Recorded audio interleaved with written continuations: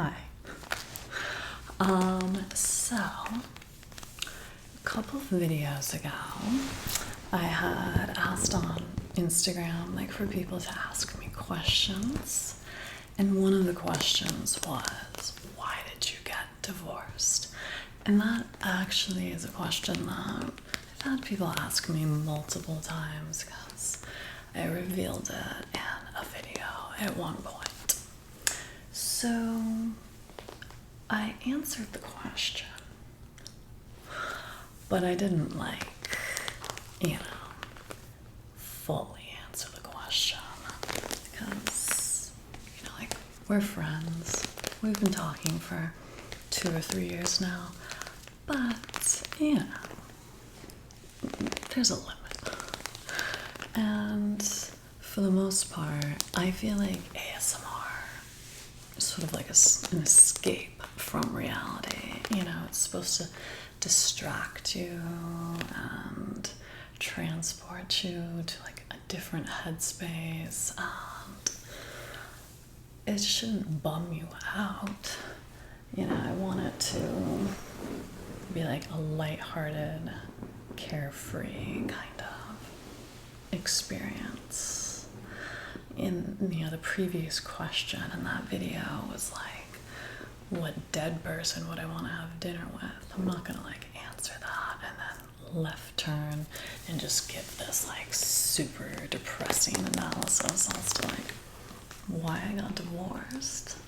So I sort of assumed that was understood. I sort of assumed that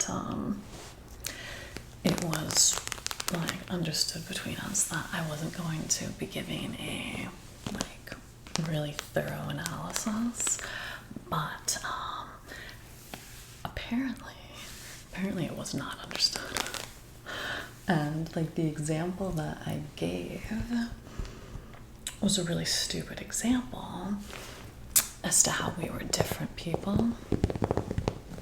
So in that video, I was just giving an example of how, when you're dating someone, Chris Rock talked about this a little bit. He was talking about how you're not really meeting the real version of them, you're meeting their representative. And then I just gave a very casual example as to how he was different than I anticipated.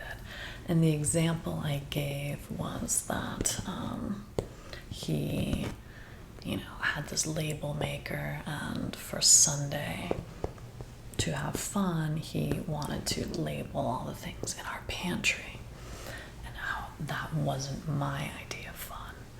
But by no means in any version of reality would that be the reason I would divorce a person, because they wanted to use a label maker in the pantry one Sunday. No. I can't imagine someone walking into the kitchen with a label maker and you just being like, this is not what I signed up for, and getting a divorce. No, it's not why we got divorced. I'm not ever going to talk about the exact reason why he and I got divorced, out of respect for him, as well as, it's just I don't feel like that's an ASMR topic, I keep it light. I keep things fun. So I just wanted to clarify that. No, I would not divorce anyone for using a label maker. That was definitely not why we split up. It was a very, hard decision, but it was a decision that needed to be made, and one that I don't have any regrets about. And I just also wanted to clarify that it happened a really long time ago. I got married to him in 2014. I met him in 2012. And we got divorced around 2018. So, This isn't something that just happened, yesterday.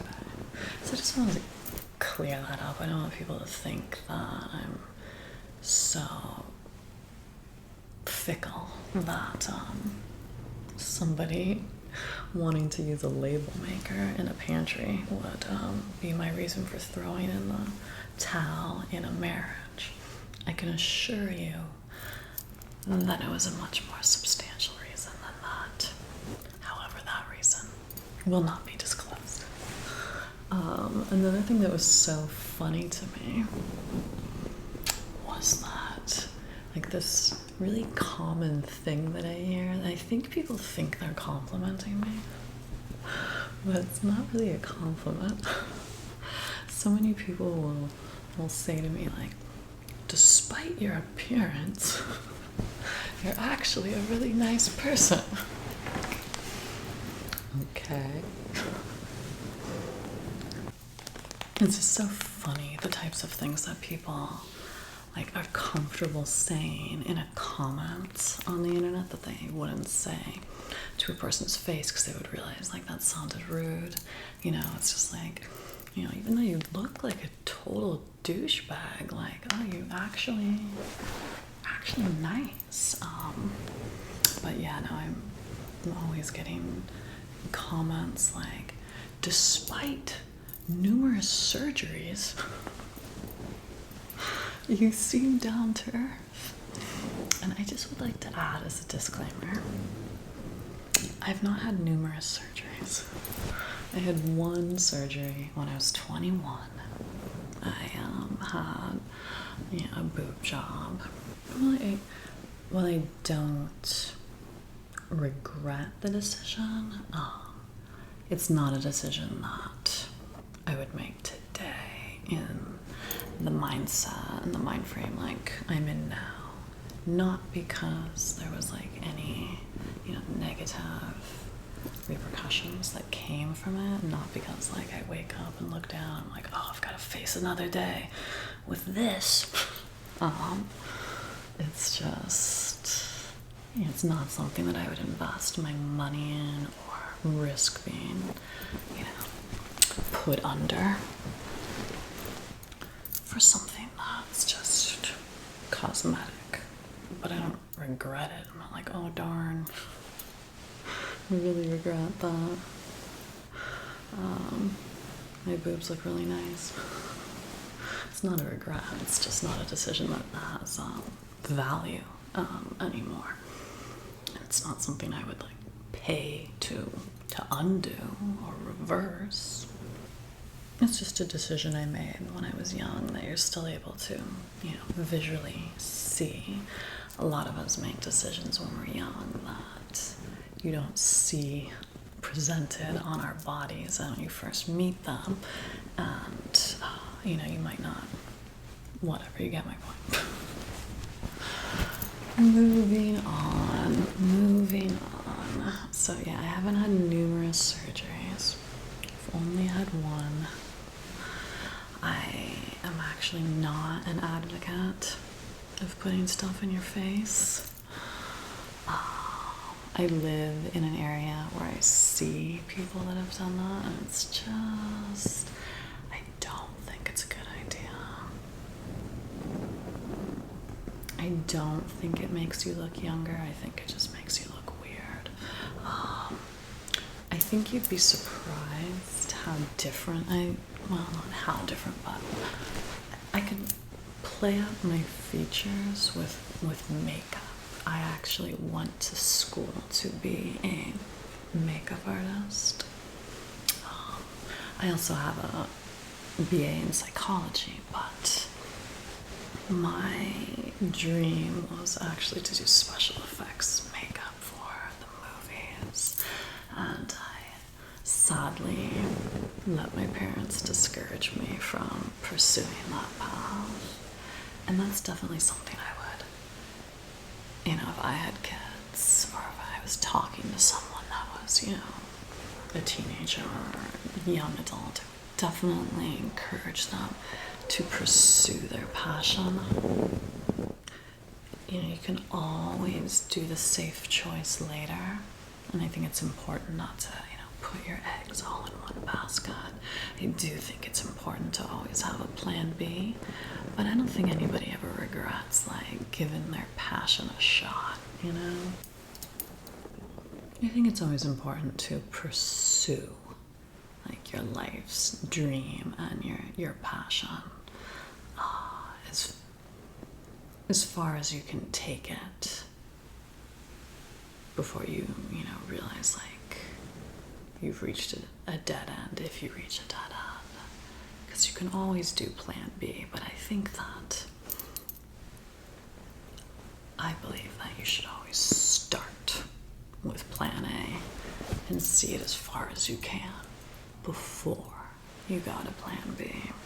But that's a whole, I digress. I was talking about makeup and how I really love it as an artistry. I mean, it was something that I had originally planned on making my career. I love, the transformation process. I love creation. I would have loved doing, like, special effects makeup for movies, and doing my own makeup is something that brings me joy. I'm always trying to get better at it.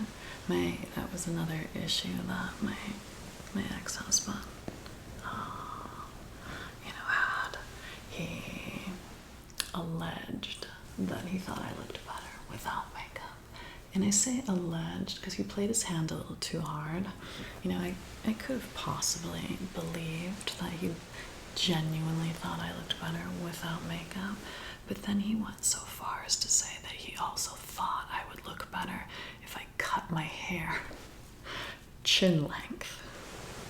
And that's where I started to think perhaps he did not have my best interests at heart, and he was just trying to make me less desirable.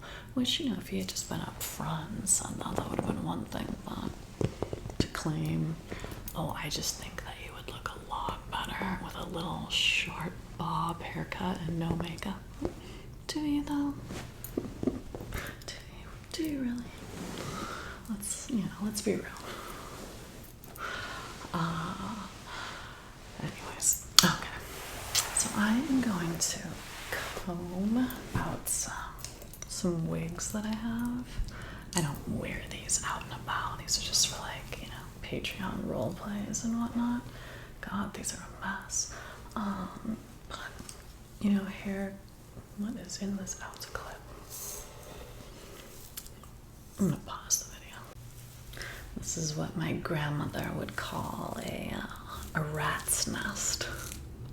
This term she used to refer to my hair on more than one occasion, because I was, as I've said before, a bit of a tomboy growing up, and she would babysit me, and she'd have to sit me down and comb my hair out while lovingly referring to it as a rat's nest.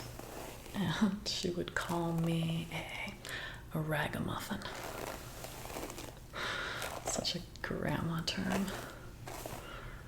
She was a very sweet little Italian grandmother who made the best homemade spaghetti sauce in the history of time. It's legendary. It was like this spaghetti sauce that would take like the entire day to make. It involved actually like boiling like the carrots and all the vegetables, and then you would like push them through like a cheesecloth, and it was just very, very elaborate. But oh my god, when she did make it, she would like send us home with like all these Tupperwares just filled with spaghetti sauce. Wow, this thing's really bad. It's funny, like most of my ancestry is Italian, and my father wanted my brother and I to visit our motherland.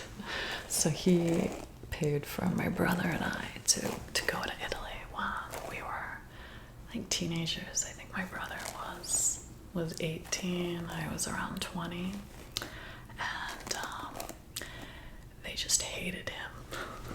Like everywhere we went, they hated him. They hated my brother. I'll have to ask him about that. Like, I wonder if that actually makes him, because I think he proudly identified as Italian prior to going on that trip. But he was so hated everywhere. I wonder if now he's just like, yeah, I'm American. I don't know if this is going to be salvaged. It didn't help at the time, so he was 18. And let's try a different one. That might just be trash. It didn't help at the time. He was in college, and like he's never been a vegetarian at any point in his life prior or after being in Italy. But right before we went, one of his college professors must have shown him a video on cruelties involved in the meat industry, and he was vegetarian for a very brief moment in time, and it just so happened to coincide when we were on our Italian trip. So it was an all-day ordeal trying to get there. It was a really long, horrible, turbulent flight. And I hate flying. So I had not even slept the entire night before in anticipation of how much I was going to hate this flight. And then I didn't sleep the entire flight, and then after the flight we got on a bus ride that was 4 hours long, and then we got on a boat because our first destination was Venice. So we finally got to Venice. I've been awake for 48 hours, and we're let's just get a meal and then we'll go back to the room, we'll get some sleep, and we'll start our first day tomorrow. So we go to this restaurant and I order a normal pasta or something, and my brother looks at the menu and then motions the waiter over and smugly inquires, "Do you have any vegetarian options?" The waiter gives him a disgusted look. This is the beginning of how this trip went for him. Gives him a disgusted look and walks away. Then he returns a moment later and sets a plate in front of him that just has a raw tomato, a raw carrot, and some other vegetable on the plate. Just sets that in front of him, walks away again. Me, having not slept for 48 hours, I found this the funniest thing that I've ever seen in my entire life, and I'm just dying of laughter. It still is a very funny image to me. And if I'm having a bad day, I might conjure up the image of the look on my brother's face as the raw carrot was presented to him as his meal. It was a nice moment in a brother-sister relationship. I love him, but in my family we're very big shit talkers. So. And it just kind of that interaction was just a preview for every interaction he was to have on that entire trip. I like didn't even want to be associated with him. Like I would just send him into like bakeries or whatever, and I would wait outside and I could just hear commotion going on, and I just knew he was the cause of it, and he was. I don't know if it was his age. Yeah, they were not a fan. But it was a very, very fun trip for me, and I really loved being there. I don't think I'll ever go back because the plane ride was so horrific that it scarred me for life, but I did enjoy it. Speaking of that trip and the plane ride, so I brought this book on the plane. It was by Mervyn Peake. It was called Mr. Pie.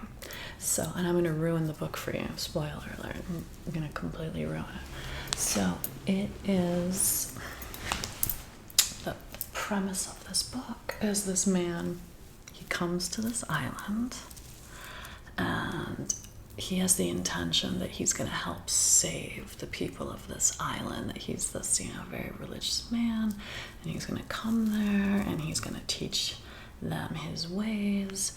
And the first couple chapters of this book, you would not predict that it's going to eventually take a turn where it's like very, supernatural. At some point in the story, far into the story, he starts to sprout angel wings in his back, and it's not immediately apparent that that's what they are. The author presents it in a way where, like at first his skin's just itching, and he's going to doctors, he's trying to figure out what's causing this irritation. They don't just pop out full angel wings all at once. They like very slowly emerge from his body. But like the gist of the story is like the more good deeds he does, the more these angel wings start to come out of his back, and he perceives it as though God is mocking him for sort of like essentially being like this goody-goody. And so he tries to combat the fact that he's growing these angel wings by doing bad deeds. And then when he starts doing bad deeds, little horns start to grow out of his head. So he's in this constant limbo of trying to create this perfect balance of good and bad within himself to keep the horns down and the angel wings inside, because he doesn't want to, have either one. Eventually the islanders discover this about him, and they chase him off the island, and he has to jump off the cliff and fly away. So I'm about, 3 chapters into this book, and it's just a completely normal book at this point. He's just talking to the islanders. And my brother, like a sociopath, instead of just asking, hey, where are you in the book? He says, did you get to the part where he's grown angel wings yet?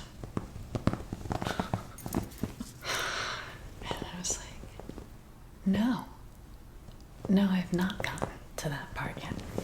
So he ruined that experience for me, and thus I have now ruined it for you. It is a good book, though. So that was the book I was reading on that airplane experience, trying to distract myself from the world's worst turbulence ever. Someone actually yelled mid-flight while we were over the Atlantic Ocean, we're all gonna die. They yelled it jokingly, but I did not see the humor in it, as I would imagine most would not. It's not really something you want screamed out while you're on a flight. I think that's probably universally frowned upon. I saw a really interesting documentary yesterday.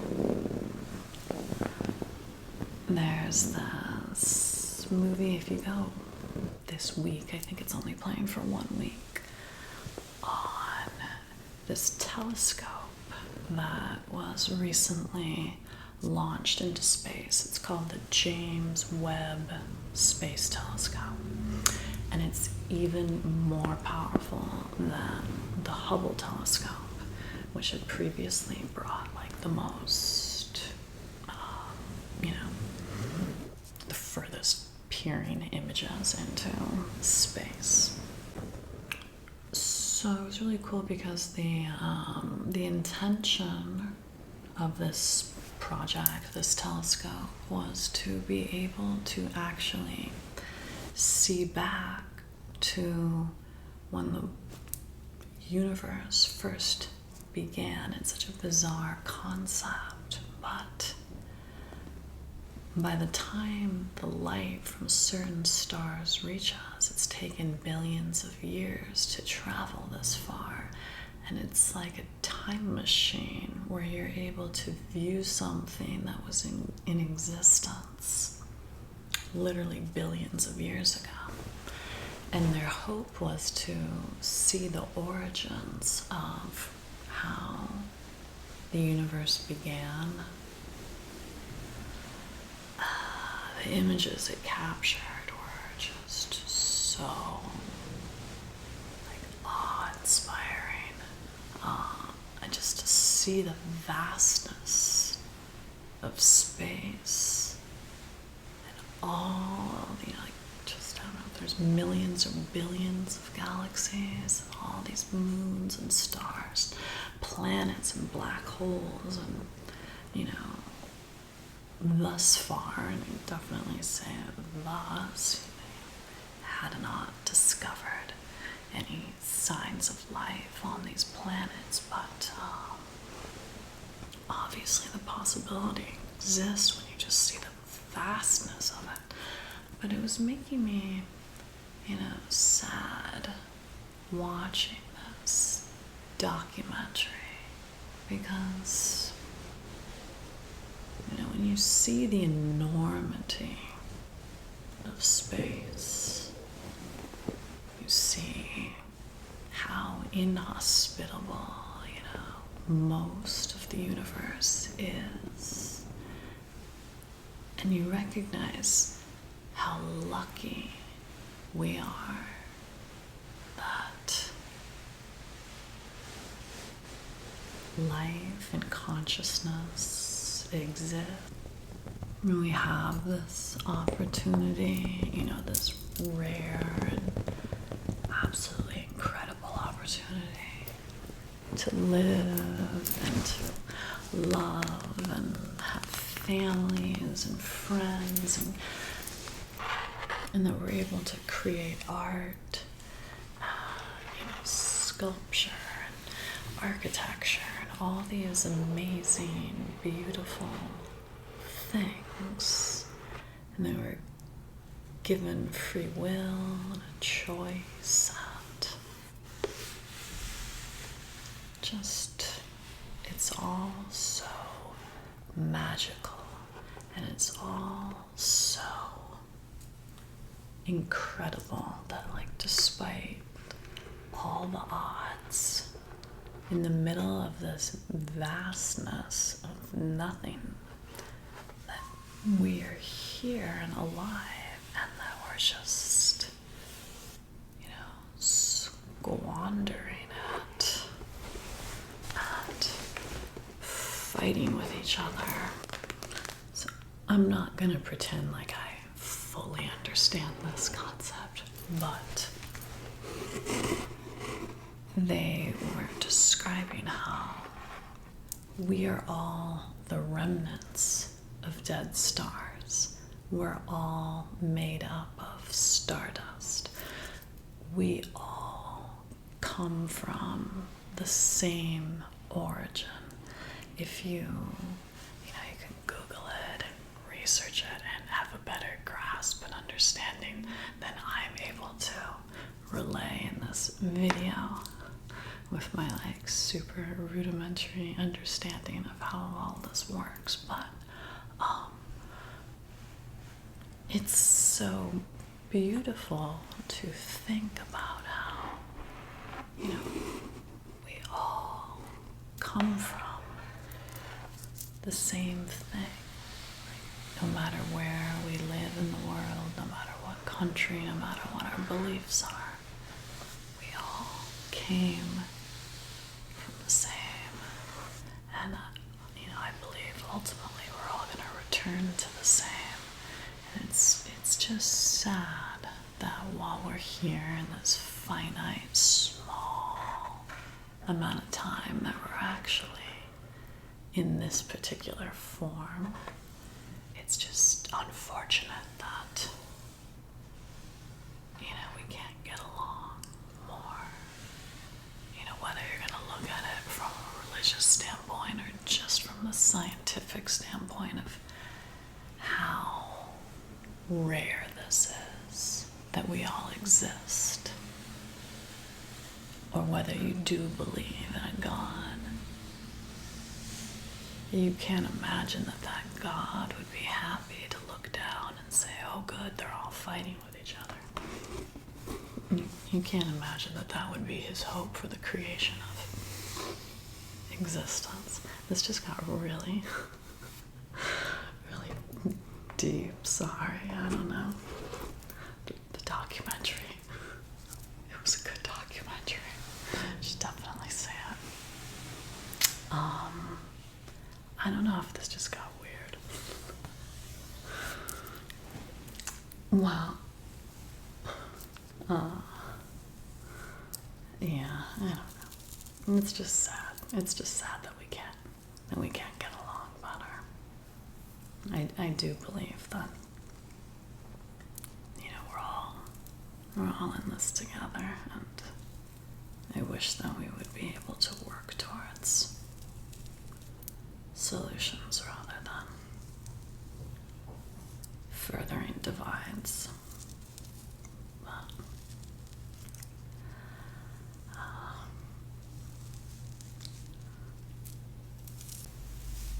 I feel like I need to bring this back around to a more lighthearted note, because things just got a little weird. But hopefully you enjoyed that. Let's see here.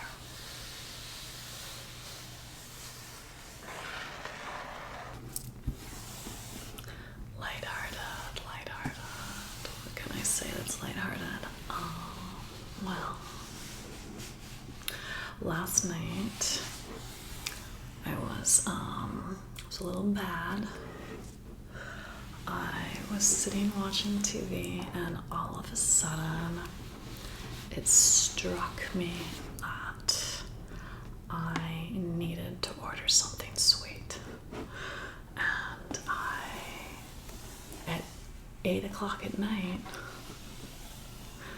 ordered a pint of ice cream. And I ate that entire pint of ice cream. I'm not proud of it, but I also don't regret it. I think it's important. I do think it's important to try to eat healthy, 90, we'll say 8% of the time. That's high. Let's say 95. But I also think it's equally important, to say fuck it a good, 5% of the time, and enjoy life. Because, like I said, the odds that we're even here existing, so slim, and I'm not going to deny myself the pleasures of life while I'm here only eating, salads. It wouldn't be right. It would be a slap in the face to the experience of life to not every once in a while indulge. It's yin and yang. And while I think you want to be predominantly, I don't know which one's which, but you want to be predominantly the one that's, has good in it. You do need that little tiny circle that has a little darkness. It's all about balance.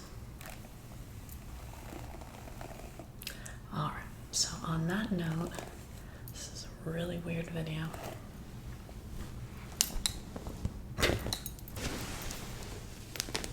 It's been all over the place. We've been on quite a journey.